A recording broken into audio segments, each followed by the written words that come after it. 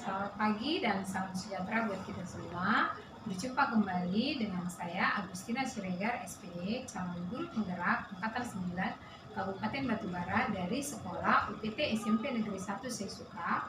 Yang saya hormati Bapak Fasilitator saya, Bapak Carlo Rahmanto, dan Ibu pengajar praktik saya, Ibu Wan Syafina Yahmi.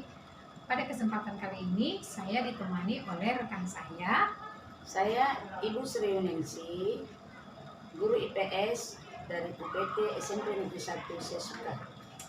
Oke, selamat pagi nih Bu Sri. Selamat pagi Bu Agus. Apa kabar? Alhamdulillah sehat sekali.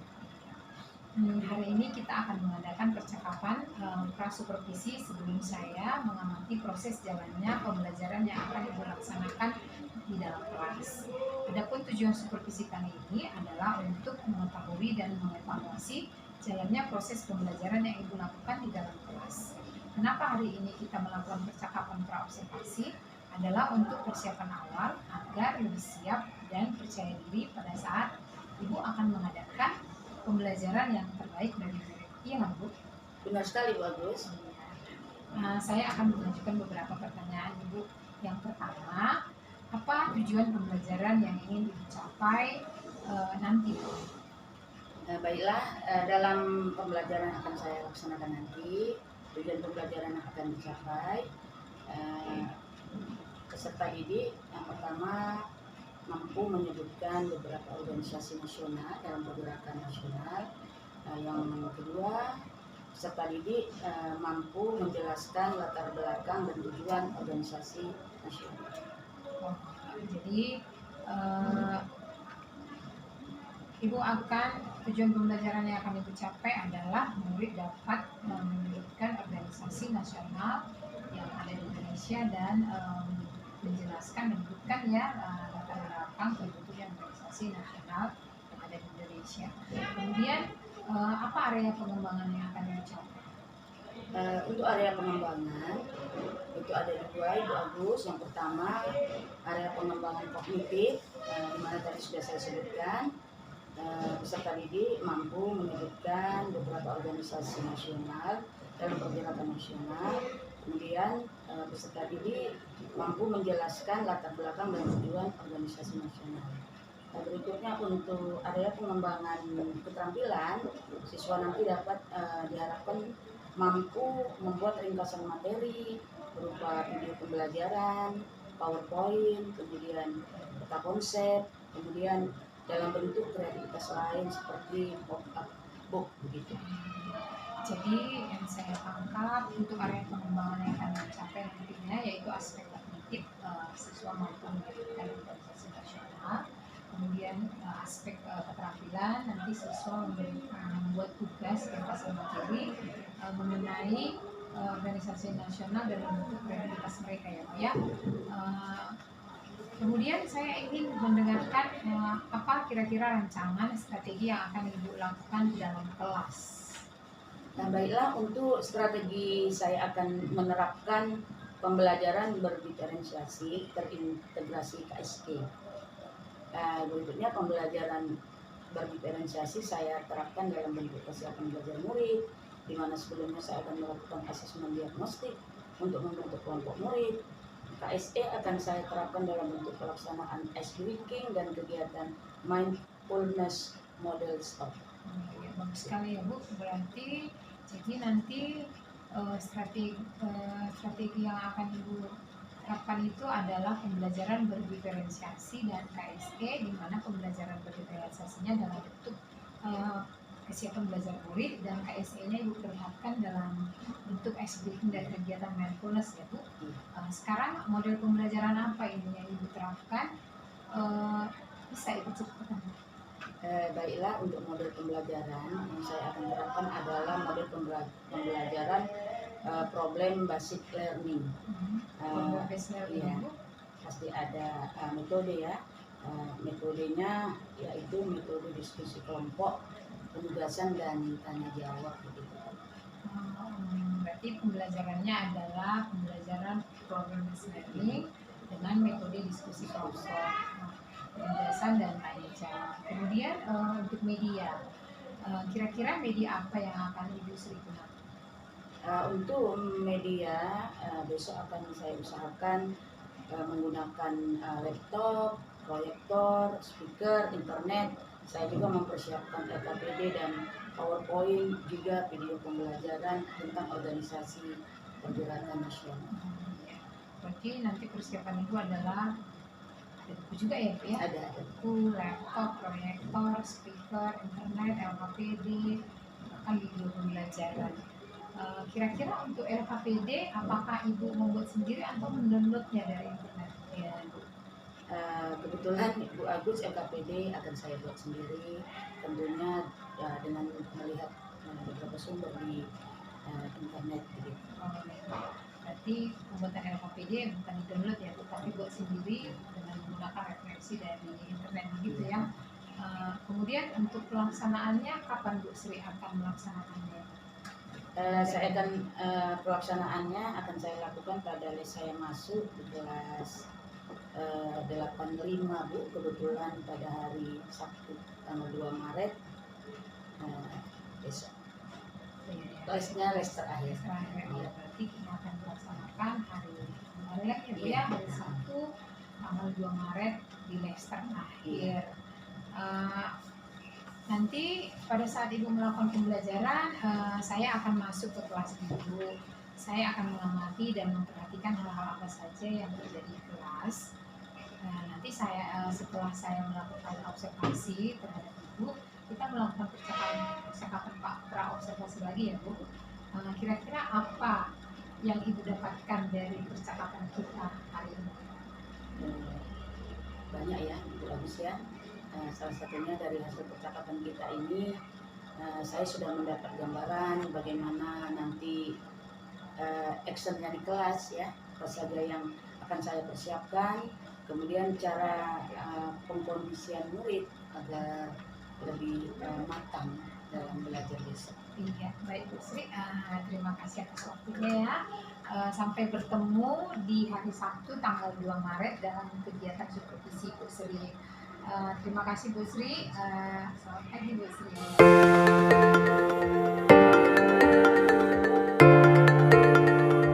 Waalaikumsalam warahmatullahi wabarakatuh. Selamat pagi semua. Pagi Bu.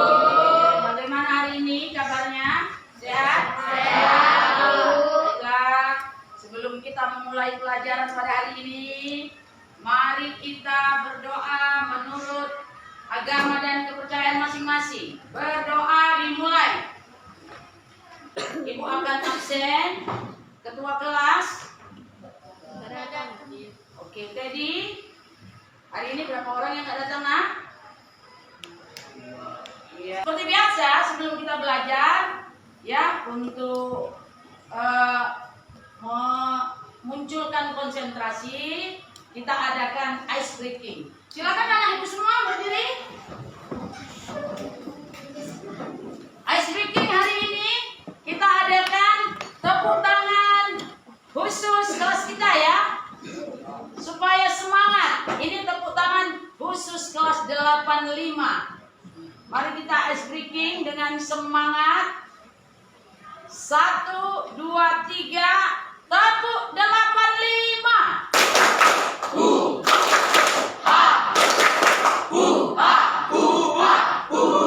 Baiklah, anak-anak ibu semua, kita akan melakukan sebagaimana biasa ya nak ya, apa yang disebut dengan mindfulness technique stop.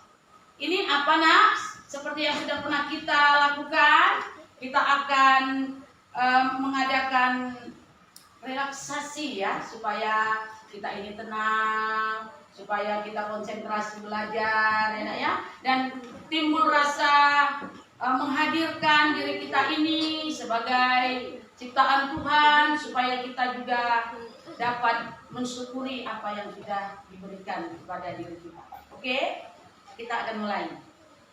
Semuanya dengarkan ya, dengarkan kata-kata ibu. Kita lanjut ke materi pelajaran. Ibu akan bertanya dulu kepada teman Teddy. Teddy, setiap tahun di tanggal 20 Mei kita biasanya memperingati hari apa, Den? Hari semuanya? Iya. Semuanya, nak, kita lihat ke depan. Pergerakan kebangsaan menuju kemerdekaan. Ya, itu materi kita. Adapun tujuan pembelajaran yang akan kita capai adalah, kita perhatikan. Yang pertama, mengidentifikasi organisasi nasional, menganalisis latar belakang organisasi nasional. Kemudian yang kedua, mendeskripsikan tujuan organisasi nasional. Yang ketiga, mampu membuat ringkasan materi. Nah, ini nanti tugas kalian yang bisa kamu tuangkan dalam bentuk peta konsep, infografis, kemudian pop-up. Ya, anak ibu semua, coba kalian perhatikan gambar yang ada di slide ini. Yang pertama itu ada gambar 3 tokoh, ya, 3 tokoh yang sangat populer dalam pergerakan nasional, salah satu organisasi nasional. Assalamualaikum warahmatullahi wabarakatuh. Halo anak-anak, apa kabar? Semoga kita selalu sehat dan tetap semangat dalam belajar. Kita telah belajar faktor-faktor yang melatar belakangi munculnya nasionalisme Indonesia. Salah satunya adalah perkembangan organisasi etnis, kedaerahan, dan keagamaan yang pada akhirnya melahirkan organisasi pergerakan yang bersifat nasional. Ada beberapa organisasi pergerakan yang berkembang di Indonesia. Organisasi tersebut bergerak tidak hanya di bidang politik, tetapi juga di bidang pendidikan dan bidang-bidang lainnya. Kali ini kita akan belajar organisasi pergerakan nasional Indonesia. Apa saja organisasi-organisasi tersebut?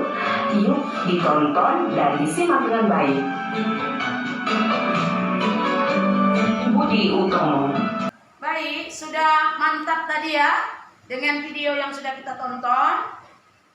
Kemudian sudah ada beberapa pertanyaan tadi. Nah, sekarang Ibu akan membagikan lembar kerja kepada kalian sesuai dengan asesmen diagnostik yang kemarin. Sekarang Ibu tanya, ini duduknya sudah sesuai?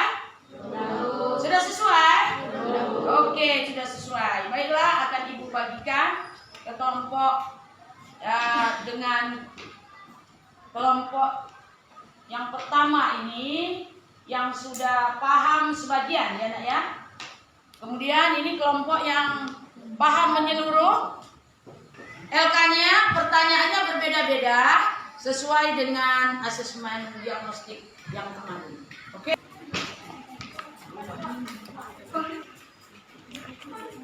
Nah, ini coba kamu perhatikan ini tabelnya.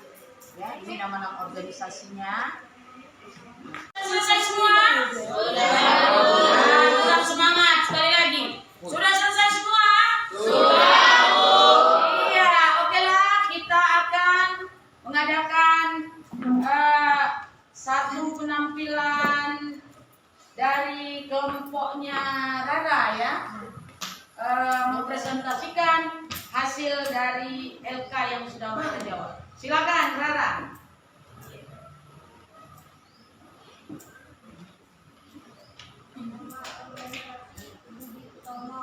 Tokoh dari Wandiri Sudirko Kodor. Tanggal berdiri 20 Mei 1908. Latar belakang adanya gagasan. Kita beri aplaus.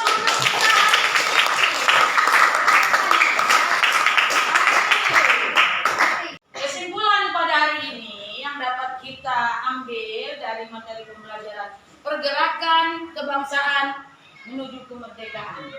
Yang pertama, kita mengetahui beberapa organisasi nasional, mulai dari yang bersifat kedaerahan, etnis, ya, keagamaan, dan yang bersifat nasional. Nah, itu yang pertama. Dari pergerakan nasional tak lain tidak bukan adalah mencapai kemerdekaan. Iya, mencapai kemerdekaan. Nah, di akhir pelajaran kita, Ibu akan bertanya, ya.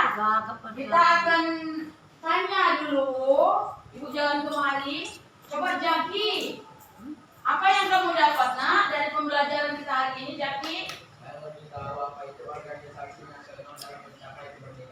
Iya. Oke, baik. Bagus ya. Kemudian Aska, bagaimana perasaanmu belajar pada hari ini, Aska?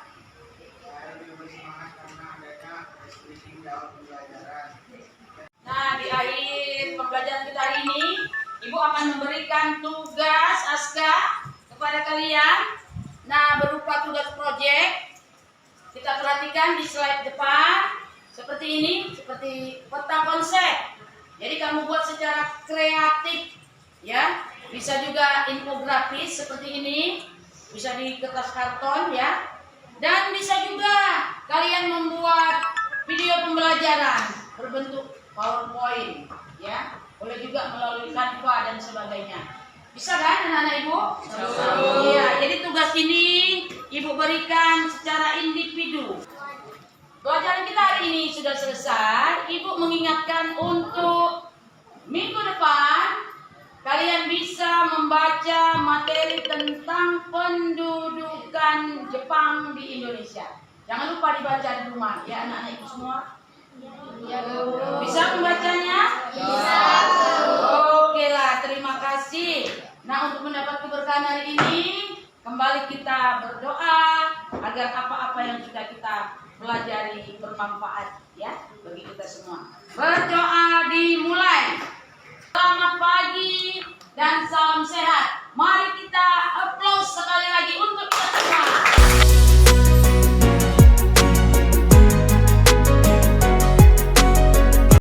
Selamat pagi dan salam sejahtera buat kita semua. Kembali dengan saya Agustina Siregar SPD, calon guru penggerak Angkatan 9 Kabupaten Batubara dari Sekolah UPT SMP Negeri 1 Sesuka. Yang saya hormati Bapak Fasilitator saya, Bapak Carlo Rahmanto, dan Ibu pengajar praktik saya, Ibu Wana Syafina Yahmi SPD. Pada kegiatan kali ini, saya akan melakukan kegiatan percakapan pasca observasi bersama rekan saya. Saya Sri Yuningsi, salah satu guru IPS di UPT SMP Negeri 1 Sesuka. Bu Sri, apa kabar hari ini? Alhamdulillah sehat, baik dan semangat. Dalam percakapan pasca supervisi kita kali ini, saya akan memberikan beberapa pertanyaan kepada Bu Sri terkait jalannya supervisi akademik di kelas mengenai pembelajaran yang sudah Ibu terapkan kemarin ya. Kemudian tujuan supervisi di kelas ini adalah untuk mengevaluasi apakah pembelajaran sudah berjalan dengan baik.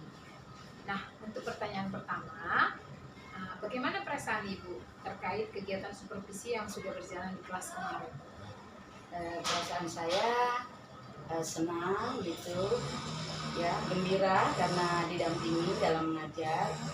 Tapi ada juga rasa grogi ya, tegang. Karena maklum ada yang melihat gitu. Iya, luar biasa ya Bu. Apakah kegiatannya berjalan dengan lancar Bu? Alhamdulillah lancar. Jadi berjalan dengan lancar ya Bu tadi, walau ada sedikit grogi ya karena ada saya. Kemudian bisa dibicarakan untuk area pengembangan kemarin yang Ibu rencanakan, seperti apa yang Ibu lakukan di kelas? Area pengembangan yang saya rencanakan kemarin, yang pertama ada area kognitif. Di sana saya sudah mendapatkan peserta didik sudah mengetahui beberapa organisasi nasional, masa pergerakan nasional, kemudian tujuannya dan latar belakang berdirinya pergerakan nasional. Dan untuk area keterampilan, nanti diharapkan siswa atau peserta didik itu mampu membuat ringkasan materi dalam bentuk peta konsep, kemudian PowerPoint, kemudian juga bisa membuat ringkasan dalam kreasi-kreasi yang lain. Oh, iya. Jadi area pengembangannya ada dua ya Bu ya, aspek kognitif dan keterampilan. Aspek kognitif itu siswa mampu menyebutkan organisasi nasional yang ada di Indonesia, latar belakangnya, tujuannya. Kalau aspek keterampilan, siswa bisa membuat ringkasan materi dalam bentuk kreativitas mereka ya Bu ya. Bagus sekali ya Bu Sri. Pada saat pelaksanaan, apakah Bu Sri menemukan kendala? Kalau kendala mungkin ya, di setiap kelas yang kita masuki dalam proses pembelajaran itu kendala pasti ada. Nah, untuk yang kemarin, kendala yang saya temukan itu ada beberapa siswa yang tidak aktif dalam pembelajaran. Saya rasa itu. Ya, oh, berarti menurut Ibu ada siswa dalam kegiatan pembelajaran kemarin itu ada yang kurang aktif ya Bu ya. Kendala yang lain masih ada Bu? Kira-kira? Kendala yang lain itu dalam diskusi kemarin saya memperhatikan ada beberapa peserta didik yang dia hanya mengandalkan temannya dalam berdiskusi. Gitu ya, Bu. Nah, jadi menurut Ibu tadi anak-anak itu kurang aktif, hanya mengandalkan temannya dalam kegiatan diskusi. Menurut Ibu langkah apa ini yang bisa Ibu terapkan ke depannya untuk mengatasi kendala? Mungkin ke depannya saya refleksi begitu ya Bu, anak-anak ini barangkali terlalu banyak kelompoknya, karena kemarin saya mengelompokkan berdasarkan kemampuan siswa, tetapi untuk kedepannya saya mungkin akan buat pengelompokan siswa itu berdasarkan gaya belajar, nah kinestetik, auditori, dan visual. Jadi kedepannya untuk mengatasi masalah keaktifan siswa, Ibu akan membuat kelompok belajarnya itu berdasarkan gaya belajar ya Bu, gaya belajar kinestetik, auditori, dan visual. Jadi kalau tadi ada kelompok kurang aktif begitu, menurut Ibu kira-kira waktu berdiskusi anak-anak itu ada nggak anak-anak itu bagaimana tadi kegiatan diskusi dalam kegiatan diskusi di kelas? Dalam kegiatan diskusi, karena kita juga mendampingi anak-anak tersebut, nah ini mungkin ada kekurangan dalam apa juga Bu, dalam LKPD yang saya buat seperti itu. Jadi anak-anak itu mungkin kurang tepat begitu dalam LKPD yang saya buat itu kurang tepat untuk anak-anak. Jadi menurut Ibu tadi dalam kegiatan diskusi ada kurang di bagian LKPD ya. Kira-kira menurut Ibu apa nih yang bisa Ibu buat sebagai solusi untuk mengatasi pembuatan LKPD yang kurang pas tadi? Kedepannya saya mungkin akan berkolaborasi dengan teman se-MGMP untuk membuat LKPD yang mungkin lebih sesuai dengan kebutuhan belajar siswa. Oke ya Bu, bagus sekali ya Bu, kolaborasi ya Bu. Jadi kedepannya Ibu tadi rencanakan akan menyusun LKPD berkolaborasi dengan rekan sejawat, rekan satu MGMP ya Bu ya. Jadi kalau kira-kira nih kapan rencana Ibu ini akan Ibu laksanakan? Kalau kapan, mungkin ya secepatnya besok, dan seterusnya saya akan berusaha membuat LKPD yang sesuai dengan kebutuhan belajar siswa. Jadi secepatnya ya Bu ya, bekerja sama, mungkin berkolaborasi sesuai yang Ibu bilang tadi. Jadi kalau mengenai pembagian kelompok tadi Bu, berdasarkan daya belajar, kira-kira kapan Ibu laksanakan itu? Untuk pengelompokan gaya belajar juga ya mungkin besok dan seterusnya saya akan buat, dan itu juga akan saya buat juga dengan berkolaborasi dengan teman se-MGMP untuk membuatnya. Karena mungkin sharing berarti tetap ya Bu ya pembelajaran berdiferensiasi tadi ya. Karena mungkin itu yang terbaik ya Bu ya saat ini. Oke Bu, betul sekali ya Bu, luar biasa. Sekarang kita sering disuruh sekarang ya berkolaborasi supaya hasil yang diharapkan bisa tercapai secara maksimal. Oke, terima kasih ya Bu sudah memberikan waktu dalam kegiatan pasca observasi ini. Lain kali saya siap mendengarkan cerita-cerita praktik baik Ibu. Terima kasih ya Bu Sri. Terima kasih kembali. Ya, Bu selamat pagi Bu Agus. Sri. Selamat pagi. Demikian percakapan pasca observasi yang saya lakukan. Atas perhatiannya saya ucapkan terima kasih.